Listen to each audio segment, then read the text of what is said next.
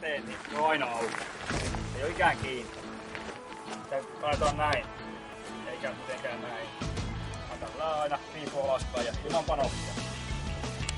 Patronat pannaan vasta ampumapaikalle. Piippuun. Ja 5 ampujaa yleensä, tai 6 on, mutta nyt on 4 vaan tällä hetkellä. Otetaan siten, että tähän ykköspaikalle, kakkospaikalle ja nelos- ja vitospaikalle. Jätetään tuo keskipaikka väliin. Ettei tuu semmoista fyysistä siitä. Ja homma lähtee siitä käyntiin, että tuomari antaa luvan, niin laittaa patronan piippuun ja ykköspaikalta oleva ampuja ampuu. Ja ase laitetaan muuten kiinni, sitten on nähnyt monia eri variaatioita. Jotkut laittaa sen näin, joka on hengenvaarallista.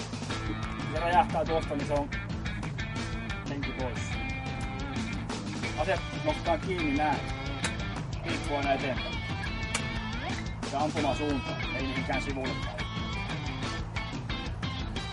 Onko se heitin päällä? Ei tarvi ollakaan. Pyydetään kiekkoa, hei, ja ammutaan.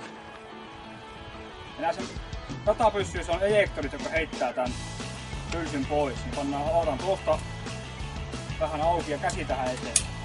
Tökkää tuohon käteen sen pylsyn. Ei se lennä tuonne tolppiin ja häiritsee muita.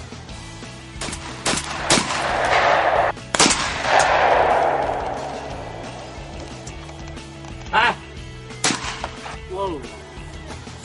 Nolla. Nolla. Nolla. Nolla.